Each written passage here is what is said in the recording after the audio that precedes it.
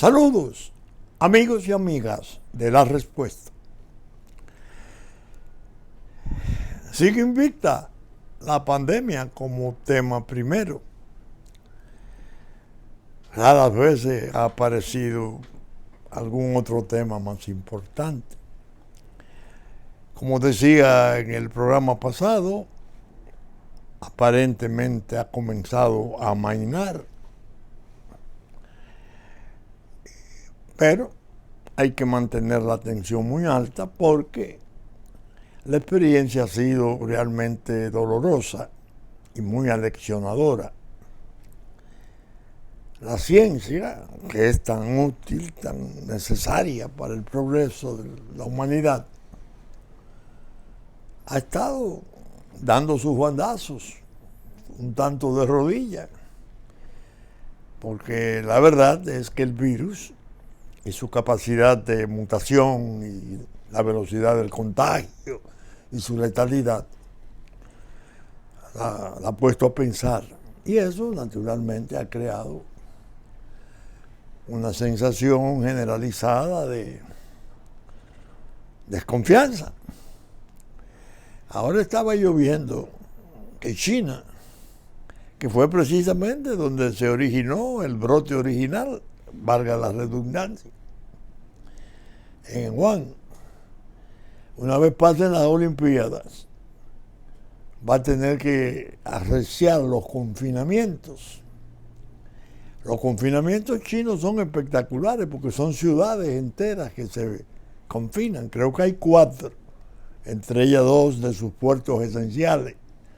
Y naturalmente es un partido de rigor, de fuerza, el Partido Comunista.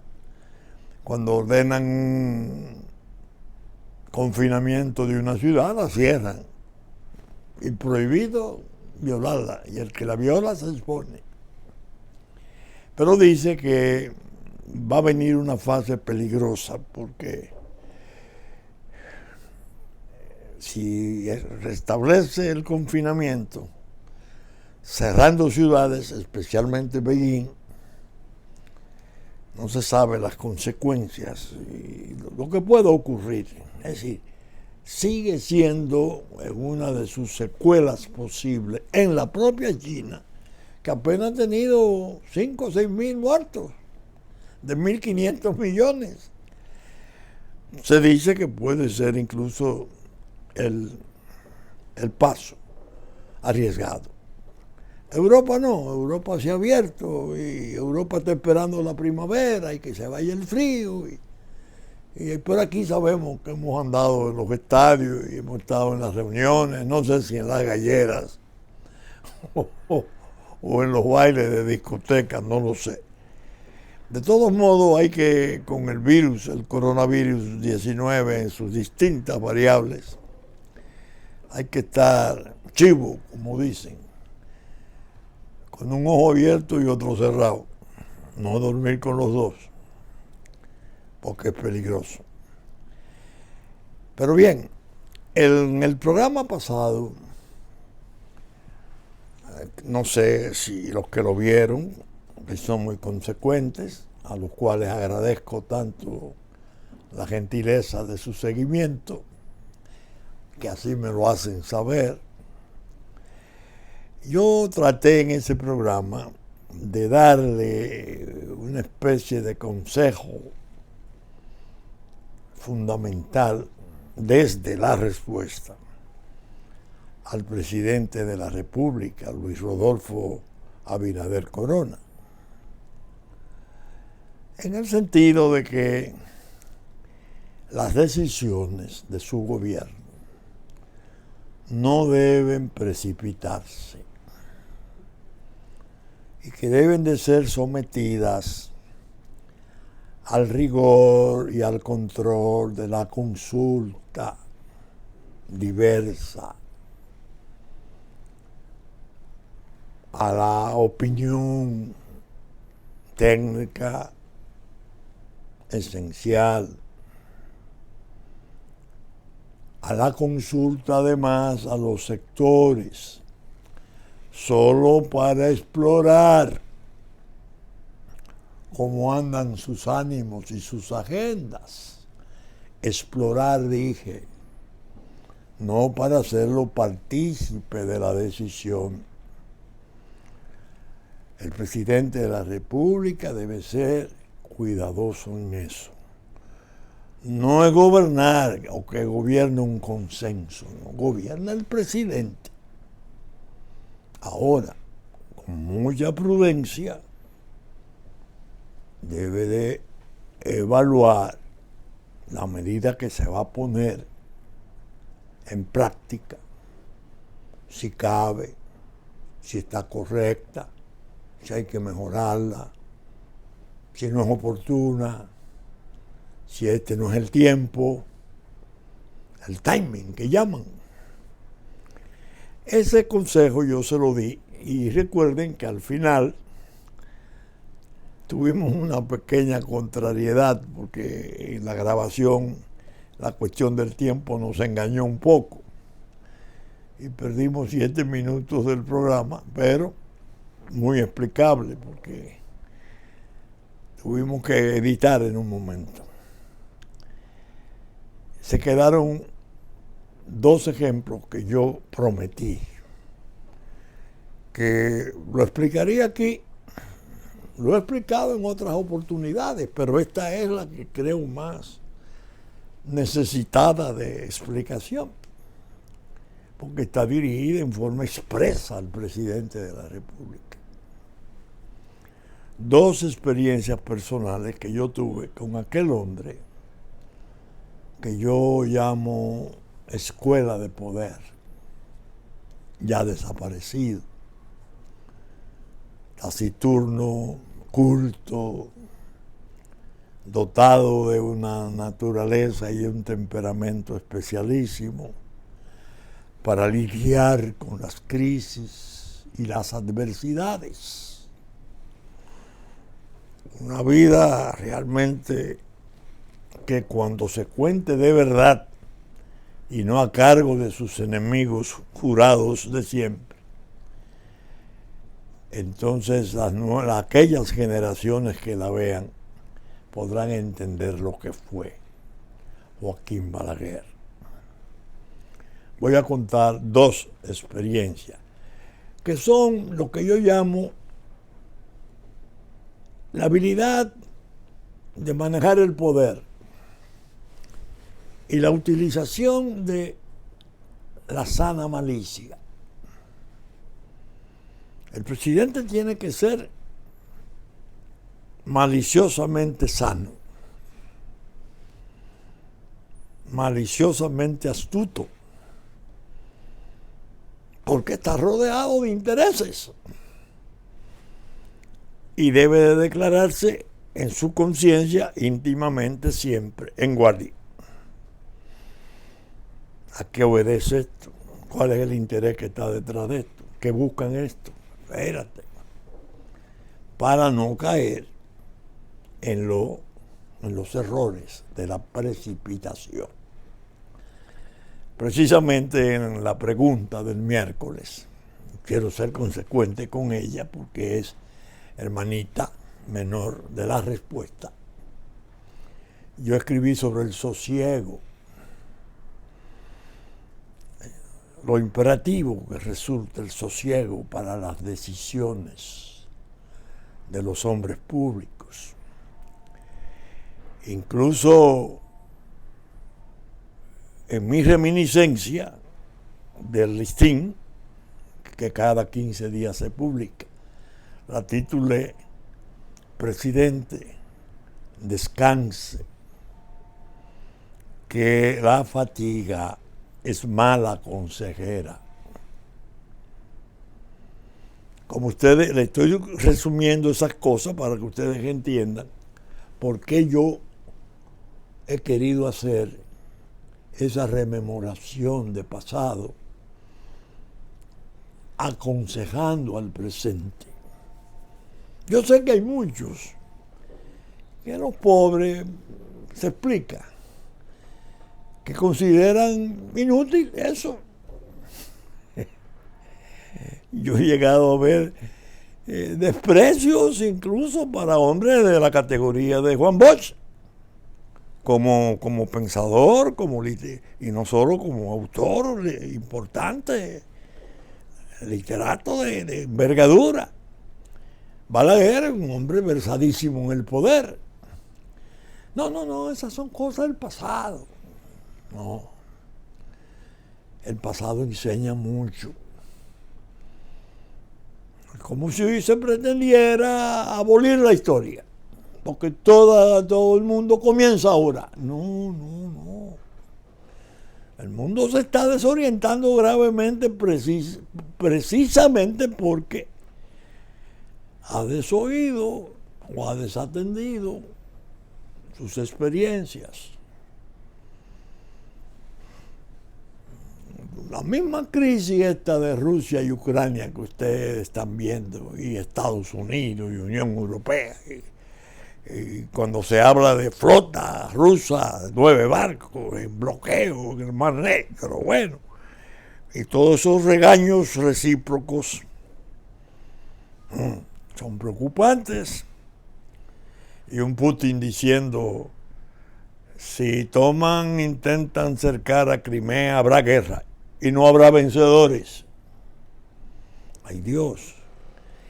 Esos preámbulos que vemos aquí son parecidos a los que precedieron la ley de la guerra civil, la guerra mundial de la segunda, del 39.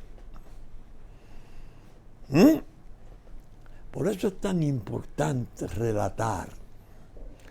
Que el relato sea bueno, que sea leal, que sea serio.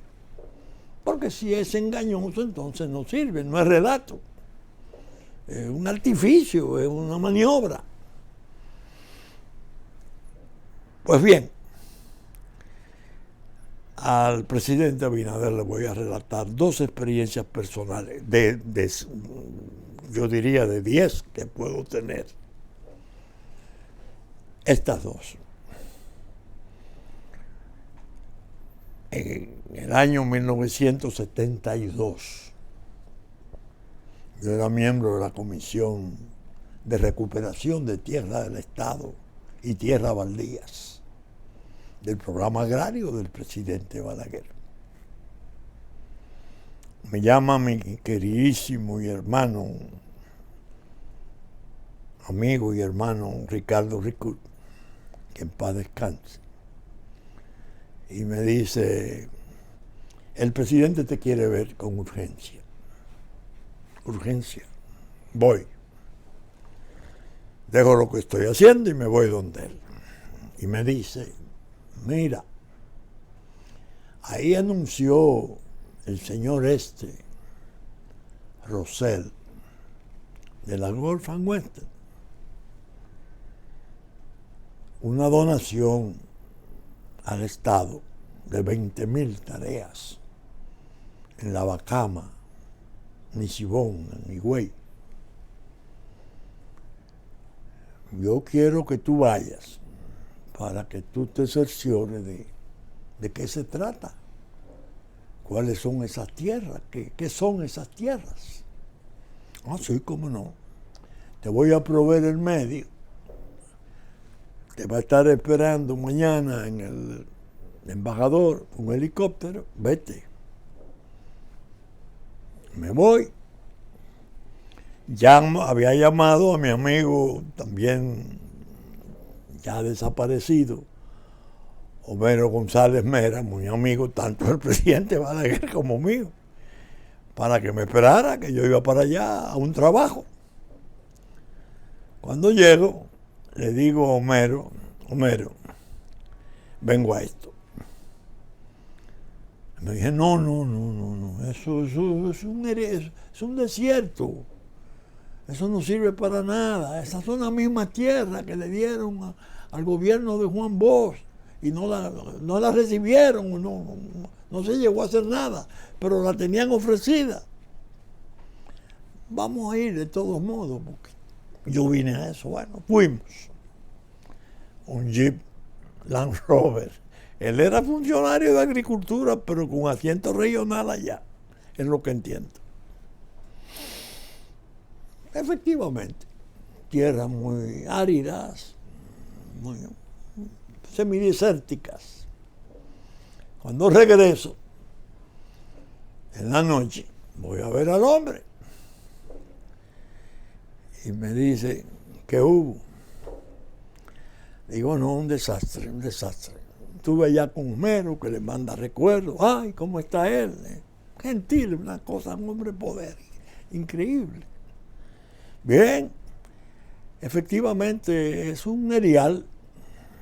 Ahí no se dan ni las maldiciones. Y yo tengo ese criterio porque yo fui, la vi, la comprobé. No me lo dijo nadie, me lo dijo Homero, pero yo lo comprobé.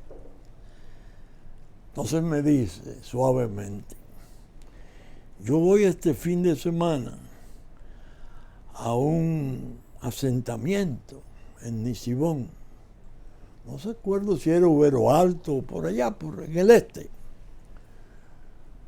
Si tú tienes tiempo, a mí me gustaría que tú estuvieras y mantén tu criterio. Mantén tu criterio. Oh, ¿cómo no, presidente? Imagínese, la gentileza de él, si tú tienes tiempo, no a un funcionario, vaya, no. ¿Cómo no? Cuando llego, ay Dios, él estaba en una caseta, una móvil que había, donde tomaban limón, él tomaba su limonada y descansaba.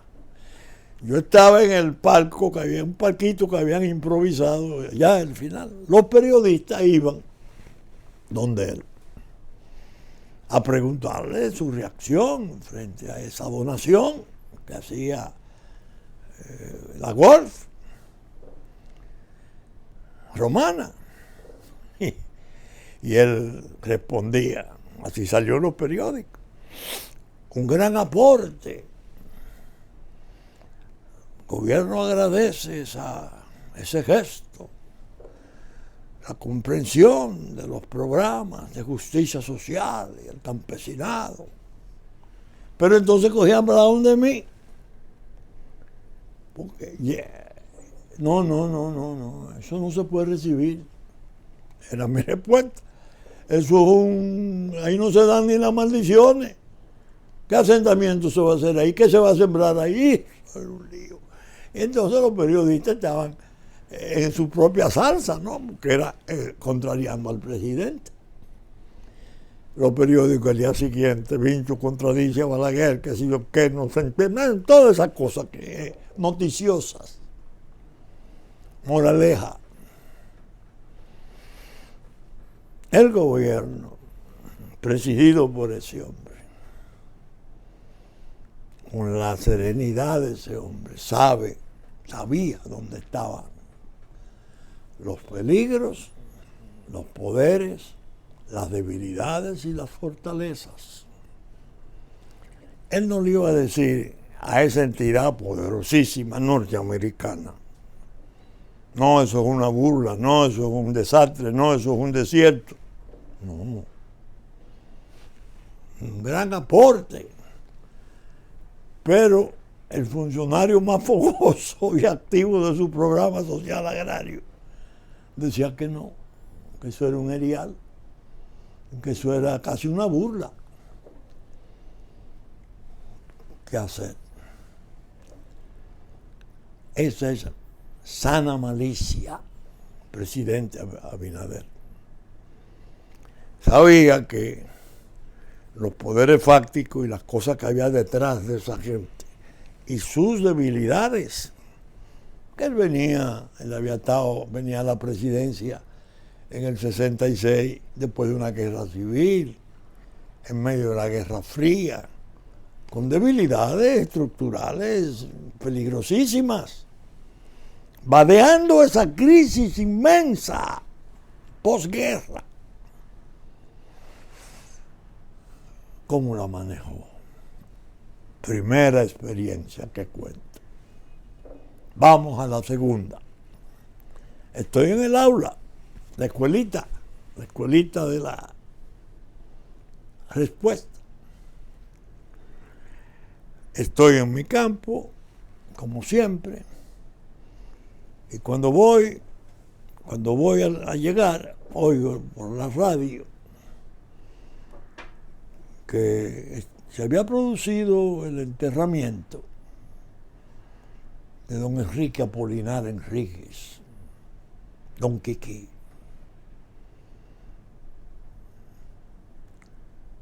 Y que el presidente, inopinadamente, sin que nadie lo esperara, el presidente Balaguer había pronunciado un discurso, un panegírico. Eran grandes amigos. El presidente Balaguer le tenía una fe ciega antes de su no videncia. Ciega. La opinión de don Quiquí para el presidente Balaguer era de oro. Y dijo en el panegírico: lengua de verdad, que nunca me mentiste, amigo solidario, leal, hijo de la República, esclarecido, un panegírico. Pero termina diciendo: te vas, amigo, y me deja en medio de esta jauría de ambiciosos. Toda la gente del gobierno que estaba en la tumba tenía que oír eso. La jauría de ambiciosos, empresarios incluidos. Bueno, yo, la invitación que me hace, me sorprendió cuando vengo del campo, pero porque teníamos que arreglarnos. Habíamos peleado. La única vez que peleamos. Digo, peleé yo, él no peleó. El 10 de diciembre del 73, yo renuncié de las leyes agrarias. Una carta dura que 3 años antes, quiero decir, estamos en el 76, en el 73 yo renuncié, que la burocracia no tenía mística social agraria, que estaban haciendo desde el poder programas contra la reforma profunda, que había politiqueros dándole parcelas en las tierras cañeras a militares. Bueno, una carta durísima. Y nos separamos. Él no contestó nada, ni dijo nada. Después de mi renuncia, reorganizó la comisión.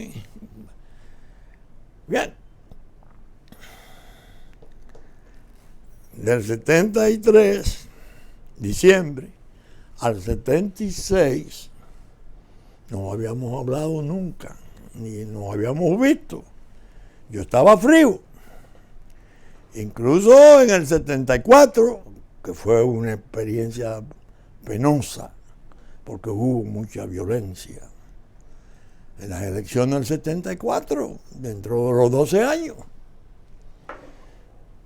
que se vio a los militares con bandera del Partido Reformista en los fusiles. Y yo escribí en la revista Hora y en el Nacional, que escribía entonces, pero en la revista Hora escribí un artículo, El ocaso de las instituciones, peligroso camino. Muy duro, muy duro. Es decir, nunca habíamos tenido esa separación, el presidente Balaguer y yo, porque yo le hacía una crítica enorme, dura, al proceso. Es decir, que cuando me llama Ricur para la reunión, es como una reconciliación que él anda buscando. Y yo voy. Entonces me dice: mira, se murió don Quiquí Enrique. Yo tengo interés de que tú pases a ocupar su puesto en la presidencia de la Refinería Dominicana de Petróleo. No, presidente, no. Yo se lo agradezco, Pero mire, usted me hace miembro del consejo porque usted tiene a don Geo Brache, tiene a Bello Cámpora, amigos suyos que son miembros del consejo. No, no. Yo quiero que seas tú. Bueno, de todos modos, me pone. Recuerdo que el acto de juramentación fue inmediato. Una hora después estaba juramentando y él tenía una parálisis facial. Tenía un poco torcida la boca. Así sale en la foto del momento. Cuando salgo del despacho, me está esperando en una curvita, un pasillo de esos del palacio, un buen amigo, don Carlos Seliman, que había sido director de aduana y un hombre de estricta confianza de él. Don Carlos Seliman, ya te juramentaron. Ya él sabía que estaba el rum de que yo iba para la refinería. Bueno, me dice, eso fue una barbaridad, porque Shell, ya tú sabes, son multinacionales, entonces le han dado un dinero ahí indebido, por eso, son $2 millones, bicho. Bueno, yo voy ya medio armado, por lo que don Carlos me ha dicho. En la refinería había un funcionario que servía de enlace entre la refinería y el gobierno, don Eduardo Delgado. Inolvidable personaje, cortés, correcto, inteligentísimo, que llegó incluso a identificarse con el interés dominicano en una forma notable. Inmediatamente yo salí, bueno, pues me fue a ver. Me dice, mire, doctor, estamos muy preocupados en Shell. Porque en realidad Shell no hizo esa reclamación, la había hecho en un momento hace tiempo. Ese cheque salió, ese pago, porque un miembro del consejo, muy preparado, muy notable, un gran tecnócrata, un académico, opinó que sí. Y no ha llegado ese cheque, pero aquí vino el señor Ridgway, un inglés, representante de Shell regional con asiento en Caracas. Está aquí. Y nosotros no queremos, que es un problema serio. Bueno, yo voy a la sesión al día siguiente. Efectivamente, don Eduardo había puesto en agenda ese tema. Yo digo, no, eso no es permisible. El que había opinado ya no estaba. No recuerdo si era que se había ido o estaba ausente, no recuerdo exactamente. El que dio la opinión favorable para que se hiciera el pago.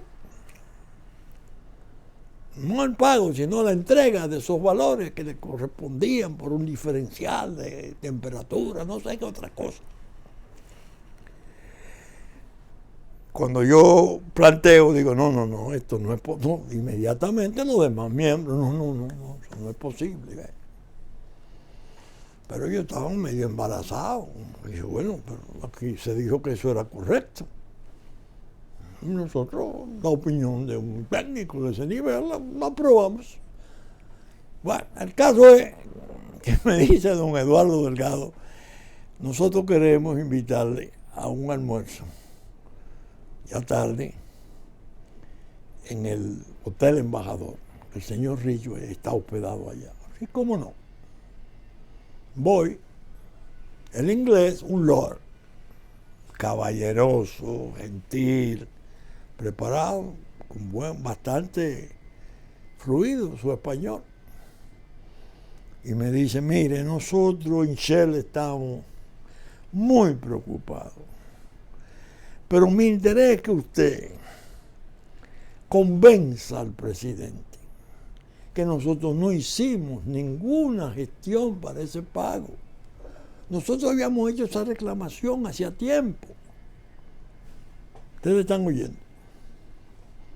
Pero cuando se nos ofreció como algo viable, la recibimos.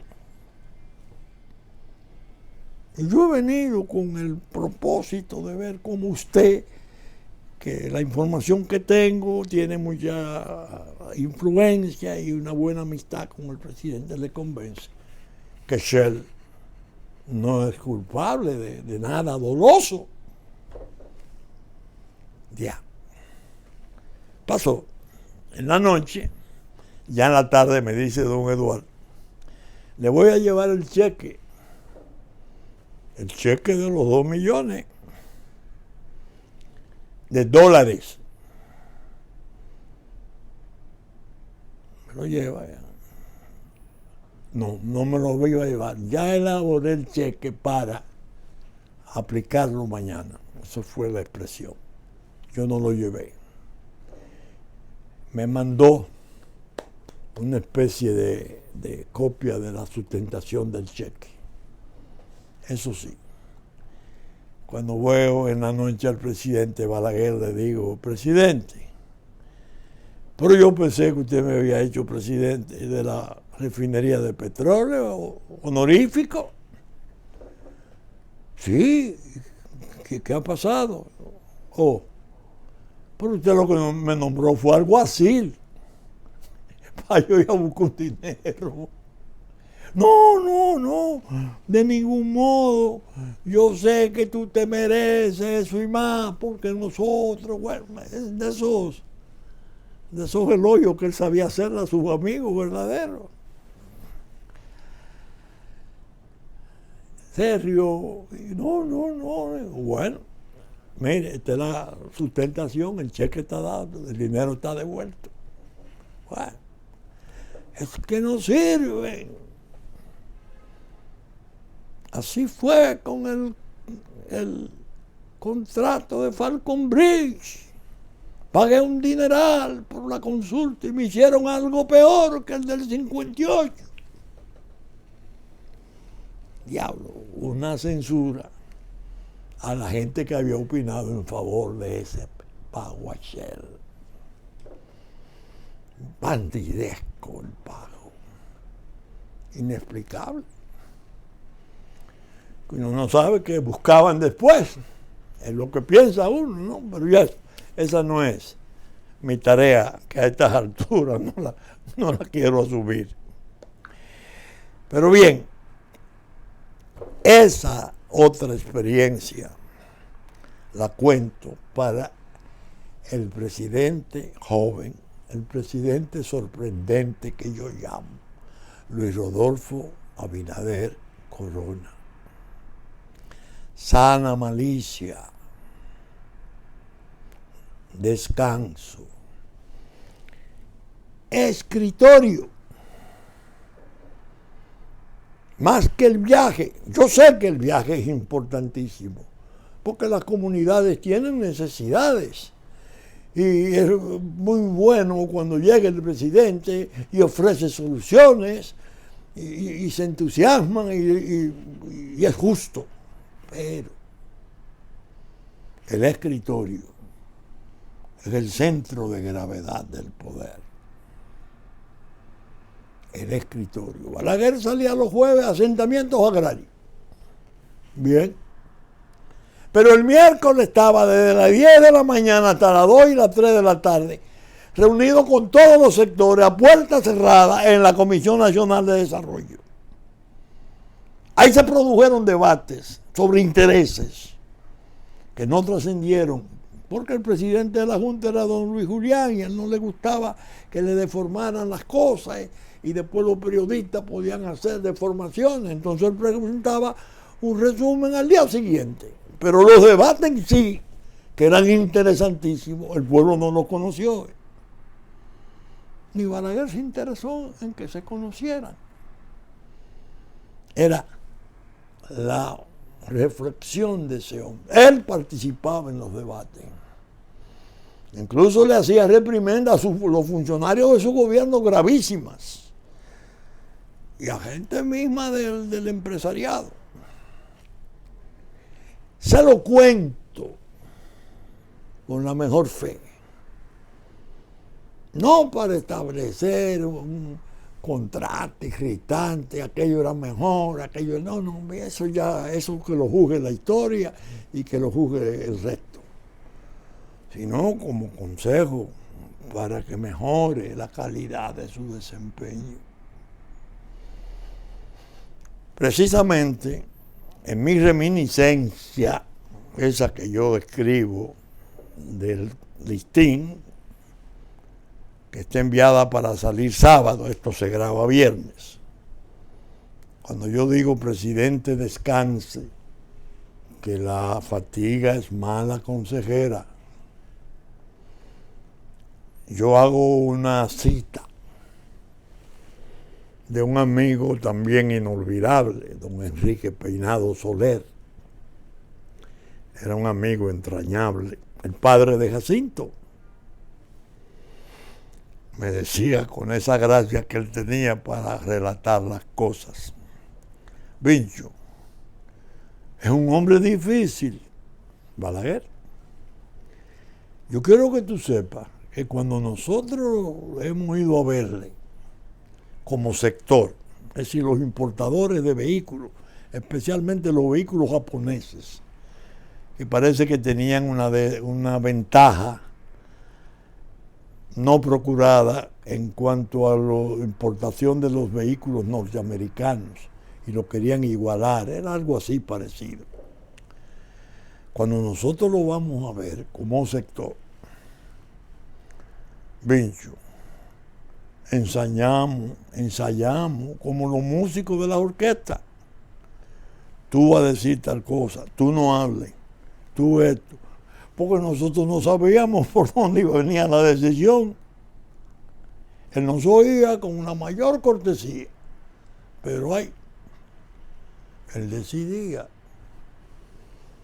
Eso me lo contó a mí don Enrique Peinado. Es más, me hizo una que resulta hasta cómica. Y hay testigos todavía vivientes. Fueron a verlo con ese mismo motivo. Y en medio de la entrevista, el presidente Balaguer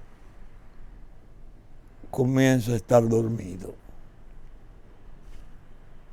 Don Enrique, que esté poniendo, mira a don Abelino Abreu, que era uno de los del sector. Sigue hablando y don Enrique sigue poniendo y el presidente así, dormido. Bueno, presidente, sí, Enrique, caramba, todo bien, porque caballero. Cuando salen, y bueno, el hombre se durmió. Don Enrique dice, no, pero vamos a hablar con Kiko Tabar, mi buen amigo, que está en lotería ahora, que era el director de impuestos sobre la renta, creo. Es un cargo importante que tenía, sí. Le vamos a explicar a Kiko y yo voy a decir lo que le dije. Está bien. Al día siguiente van donde Kiko. Cuando van entrando, Kiko le dice, yo sé a qué vienen ustedes. Y le recitó, él me llamó temprano. Le recitó, pues decía don Enrique, todo lo que yo le dije se lo recitó a Kiko. ¿Se hizo el dormido? No lo sé. Para mejor oír es posible. Cerrar los ojos. Sana malicia. Es la astucia básica de un presidente dominicano que está en un mar de piratas, pero de piratas pesados. Tiene que estar atento, advertido, en defensa, porque de otro modo lo hacen fracasar. Incluso funcionarios de buena fe, yo no digo que estén de mala fe, Dios me libre, Funcionarios que quieren servirle. Oficiosos, hacen así, bueno, y preparan un proyecto y van, presidente, mire, bueno, sí, más o menos, sí, cómo no, y luego déjamelo ahí, yo lo voy a estudiar, bueno, bien, ¡pum! Ahí viene, que es contrario a la Constitución, que se lleva el artículo 18 de la Constitución, que lo que dice la ley de migración no es eso, que esa es una medida del habitante de frontera, que sería empleable para el comercio en Dajabón y en la frontera, cuando esté el muro, casi como un permiso de entrada para comerciar. Pero quedándolo así es una locura porque va a incitar la falsedad y va a crear un estatuto que no está contemplado y es peligroso. En un momento en que la política de organizar la ocupación inmigratoria, llamémosle así, que el presidente ha anunciado en términos mundiales, nada más y nada menos que a 3 presidentes. Fue lo que le dijo, ocúpense del caos, que yo voy a organizar lo mío. Pero dan los intereses. La gente que cree que la frontera es una parcela catastral, que la pueden borrar. Hacemos la fábrica por allá, conseguimos las exenciones y traemos mano de obra haitiana. Ajá. Y la República Dominicana, ¿qué beneficio recibe de eso? Y son intereses poderosos, incluso muchos de ellos con representación clave en el Estado, en el gobierno. No. Espérense. Ese es un punto de vista. Déjenmelo consensuar. Pero déjenme buscar la opinión jurídica, la opinión técnica, a ver si eso cabe. Porque a lo mejor, contemplado en la ley como está, una vez se haga el muro y estemos deportando, estemos extrañando ilegales, ese certificado de entrada para negociar y regresar puede ser útil, pero no me lo pongan ahora, porque lo que me está es desnudando. Me está presentando ante el pueblo como un hombre que dice una cosa y hace otra, que pretende engañarlo. Y yo no estoy en eso como presidente. Yo quiero ser leal a mi pueblo, diría el presidente Abinader. Por eso es que esas consultas de los empresarios con intereses tienen que ser meramente exploratorias, porque el poder no se delega. Gobierna el presidente de la República, no el consenso de los grupos poderosos, no es verdad. Mire, hay esto posible, ustedes traen este proyecto, vamos a discutirlo, sí, muy bien. Yo voy a hacer mi aseguramiento. Tal técnico, tal opinión jurídica, teniendo una buena consultoría de gente muy leal y gente muy servicial y que está empeñado en hacerlo. No, yo quiero también mi consulta externa. Y a mi consultor le digo, vaya donde mis consultores externos y discutan. Y si usted, la opinión técnica y la experticia no me convence mucho, búsquese una firma de más categoría o una opinión de más categoría y compruébeme si eso que se dice ahí es correcto.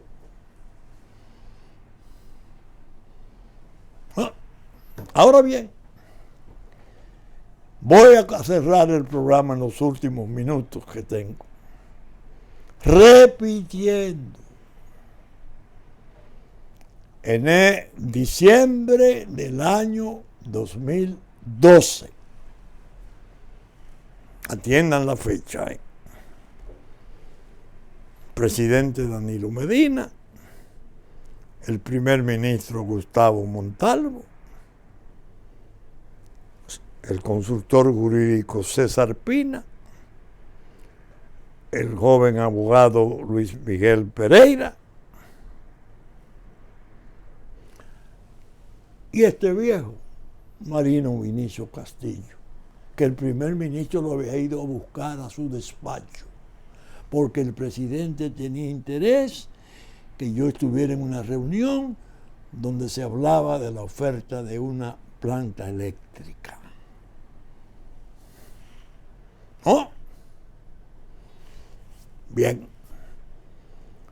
Señores, me han hecho una oferta que yo la considero tan bonita que no la creo.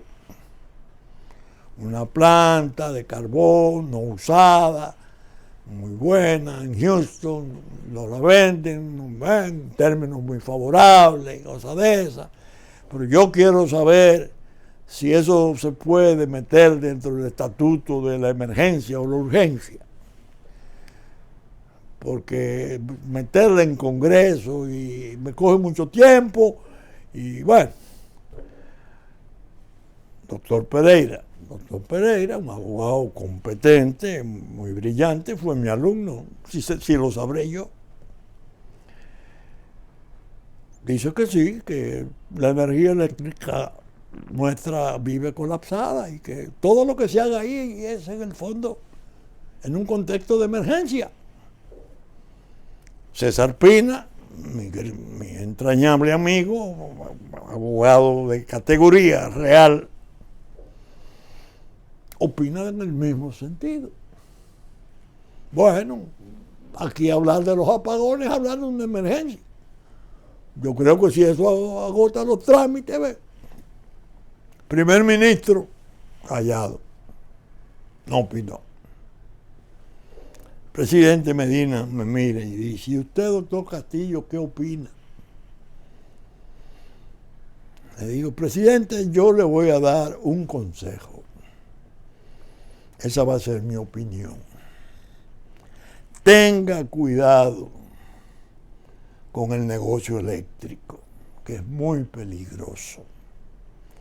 Genera escándalos.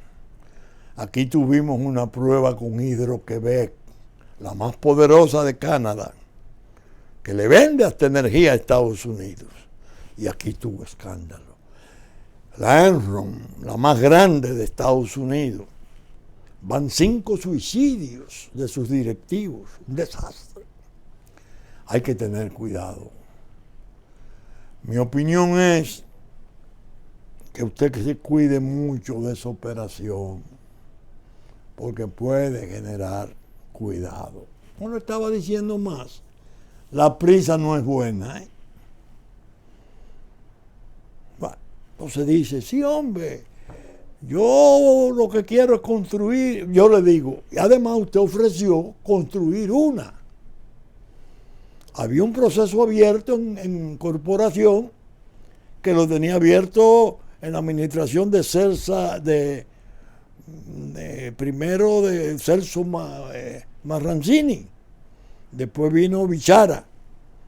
Recuerden que fue cuando Bichara me fue a ver después, porque el presidente quería que yo formara parte de la comisión. ¿De quién? ¿Del que estaba anterior? No, del que vino con Lula desde Brasil en febrero del 2013. Expresidente de Brasil, hombre fascinante, de extracción obrera, sacó de la pobreza a 40 millones de brasileños, es un hombre importante realmente. Vino y dijo en un acto a la juventud en el Salón de las Cariátides que 4 años era muy poco. Danilo Medina me había dicho a mí, cuando yo le dije, usted prometió construir una. Y él dijo, sí, doctor, pero me han dicho que dilata mucho y que eso en el fondo va a pasar los 4 años. Yo no quiero permanecer un día más de mi mandato.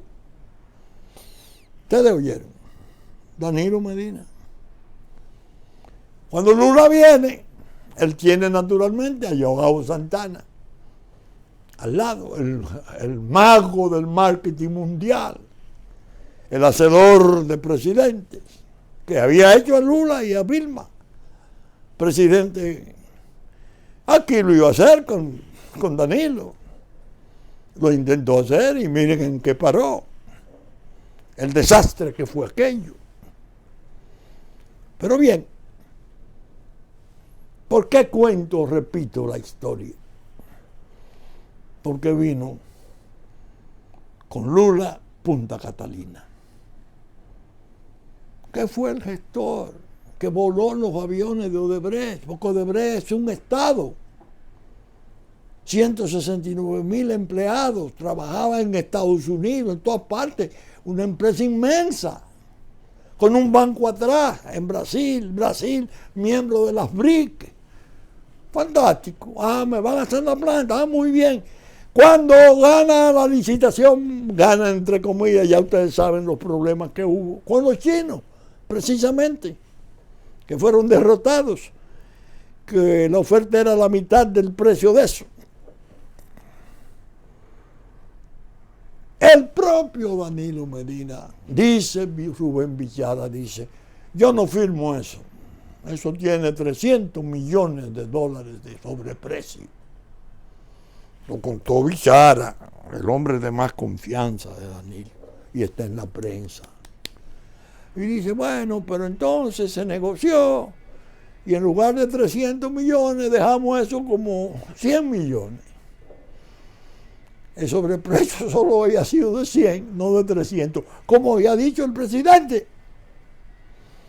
Esta es la hora que desgraciadamente la autoridad nuestra no ha llamado a Danilo Medina para decirle, presidente, cuando usted dijo que tenía una sobrevaluación de 300 millones de dólares, según dice aquí, ¿qué información tenía usted? Siquiera eso. Ahora, ¿qué va a pasar? Atiendan. Lula vuelve al poder posiblemente en Brasil, porque las acusaciones eran una casa en una playa, o la remodelación de un apartamento para la doña, la primera dama, disparate. Mouro, ya usted sabe, fue hasta ministro de Bolsonaro, pero fue clave, ahora es candidato. ¿Ustedes creen que esa campaña de Brasil va a pasar sin que a Lula le endilguen los problemas de República Dominicana con Odebrecht, para que República Dominicana pasara a ser el lugar que más garantía le podía ofrecer para sus operaciones estructuradas a escala mundial? No, eso está ahí. Consejo desoído, naturalmente, el otro era abrumador. Aquel fue oído. Joao, preso. Lula, bajo acusación, lo han descargado, va a volver a la presidencia, es posible. Pero Mouro, el juez que lo envió candidato, ¿qué campaña? Dios mío, es la que viene.